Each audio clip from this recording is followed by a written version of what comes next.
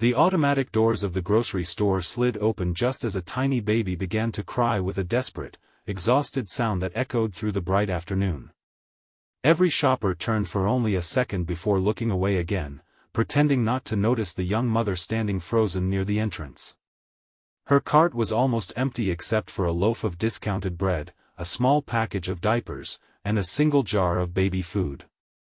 She held her infant close, trying to calm the little one while silently calculating whether she could put one more item in the cart without having to leave something else behind.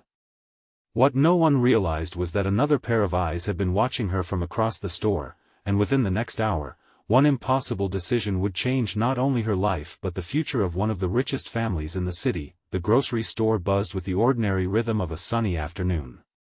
Families compared prices, children begged for candy, and employees hurried through the aisles stocking fresh produce.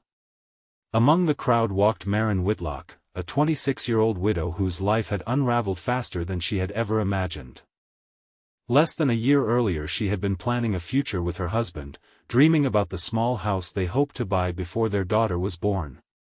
Everything changed when a construction accident claimed his life only weeks before little Alara entered the world. The bills arrived long before the grief had faded. Hospital expenses, rent, utility notices, and childcare costs swallowed every dollar she earned from temporary cleaning jobs. She skipped meals more often than she admitted, convincing herself that hunger was easier to bear than watching her daughter go without. That afternoon she counted every coin twice before entering the grocery store, praying they would somehow be enough. Across the building, 19-year-old Graham Sterling walked beside a security guard who stayed several steps behind him. Graham happened to be the only son of billionaire entrepreneur Roland Sterling, a man known across the country for building an enormous retail empire. Newspapers described Roland as brilliant and disciplined, while others quietly called him cold. Graham had grown up surrounded by luxury that most people could never imagine, yet he often felt strangely disconnected from the world beyond the walls of his family's estates. His father believed wealth was earned only through relentless discipline. Every allowance Graham received required reports, budgets, and explanations. Kindness was encouraged only when it produced measurable results. Donations were business strategies, not acts of compassion. Graham respected his father but secretly wondered whether success had slowly replaced humanity in the Sterling family. He noticed Maren because she spent nearly 10 minutes comparing two brands of infant formula before placing both back on the shelf. She stared at the price tags with tired eyes, gently kissed her daughter's forehead, and whispered something that looked like an apology.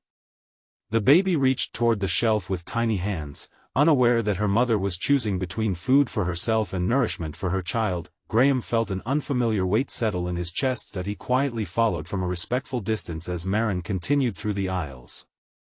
Each time she picked up an item, she calculated its price before reluctantly returning it to the shelf. Fresh fruit disappeared from her cart. Cheese followed. Then milk. Finally only the bread, diapers, and baby food remained. When she reached the checkout counter, the total exceeded her money by less than $12. To most customers, it was an insignificant amount. To Maren, it was everything. With trembling hands she asked the cashier to remove the diapers first. She could somehow wash and reuse the few she still had at home. Then she removed the baby food. Tears gathered in her eyes as she hugged Alara closer, trying to hide her embarrassment from the growing line behind her. Some shoppers sighed impatiently, others looked away. No one stepped forward. Before the cashier could finish removing the items, Graham quietly placed his own card on the payment terminal. The register beeped, everything was paid. Maren immediately tried to refuse. Pride mixed with gratitude as she insisted she could not accept help from a stranger. Graham simply smiled and gently pushed the bags toward her. He did not speak about charity. He did not ask for recognition. He only noticed the baby smiling for the first time. As Maren thanked him repeatedly, an elderly employee standing nearby began to cry. She had watched hundreds of difficult moments unfold in that grocery store over 3 decades, yet she had rarely witnessed someone helping without expecting anything in return. Most stories might have ended there. This one was only beginning. News traveled quickly inside the Sterling family. By evening Roland Sterling learned that his son had used one of the family's company accounts to pay for a stranger's groceries. Furious that business resources had been used without permission, he demanded an explanation. Graham accepted responsibility without hesitation. Roland expected apologies. Instead, his son calmly explained that he had spent less money helping a hungry child than many executives spent on coffee during meetings. The room fell silent. Roland dismissed him without another word. But the conversation lingered in his mind throughout the next morning. Curiosity slowly overcame irritation that he quietly instructed an assistant to learn more about the woman from the grocery store. The report surprised him. There were no unpaid luxury purchases. No gambling debts. No reckless decisions. Only a young widow working every available hour while raising an infant alone after a tragic accident. Roland had built companies by studying numbers. For the first time in years, he found himself studying a human life instead. Several days later he visited one of his supermarkets without announcing his arrival. There he found Marin once again shopping carefully with a calculator in her hand. This time she smiled when she saw Graham, who happened to be volunteering during a community food drive despite never mentioning it to his father. Roland watched quietly from across the aisle. His son spent nearly an hour helping elderly shoppers reach high shelves, carrying groceries for a disabled veteran, and entertaining restless children while exhausted parents finished shopping. None of the people recognized him as the heir to a billionaire fortune that he never told them. He simply helped. For the first time Roland wondered whether he had mistaken generosity for weakness all his life. The following week he invited Marin to meet him at his corporate headquarters.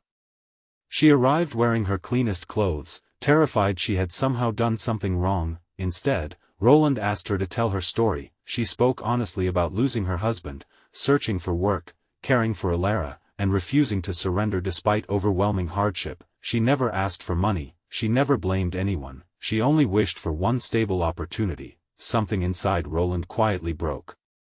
Years earlier his own mother had struggled to raise him after his father abandoned the family. He had buried those memories beneath decades of ambition, convincing himself that success required forgetting the pain of poverty. Listening to Marin awakened every memory he had tried to silence. That afternoon Roland offered her a permanent position managing community outreach programs for his grocery chain, complete with childcare assistance, health insurance, and flexible hours. Marin cried harder than she had on the day she received the job offer because for the first time since becoming a widow, she no longer feared tomorrow. Months passed, the community outreach program expanded to dozens of stores, providing emergency grocery assistance, employment counseling, and baby essentials for struggling parents. Marin's first-hand experience allowed her to design programs that treated families with dignity instead of pity. Customers who once felt ashamed to ask for help now found encouragement instead of judgment. The grocery store where everything began became known as a place where kindness was never considered weakness. Roland changed as well. Board meetings that once focused only on profits began including discussions about employees, families, and neighborhoods. Investors questioned the changes at first, but something remarkable happened. Employee loyalty increased. Customer trust grew stronger. Business flourished because compassion proved to be more valuable than anyone had predicted. One sunny afternoon nearly 2 years after their first meeting, little Alara, now a cheerful toddler, ran through the same grocery store laughing as she held Graham's hand. The employees smiled as they watched the child who had once cried from hunger now filling the aisles with joyful laughter. Roland stood nearby, quietly observing that he realized that the greatest investment his company had ever made was not a building, a product, or a business deal. It had been one simple decision made by his son to refuse to walk past someone in need. That single act had transformed an entire family, inspired a corporation to rediscover its heart, and reminded countless strangers.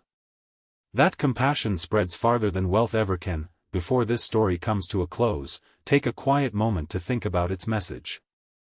What would you have done if you had seen Marin standing at that checkout counter? Share your thoughts and the lesson this story left in your heart, because your words may inspire someone else to choose kindness when they least expect it.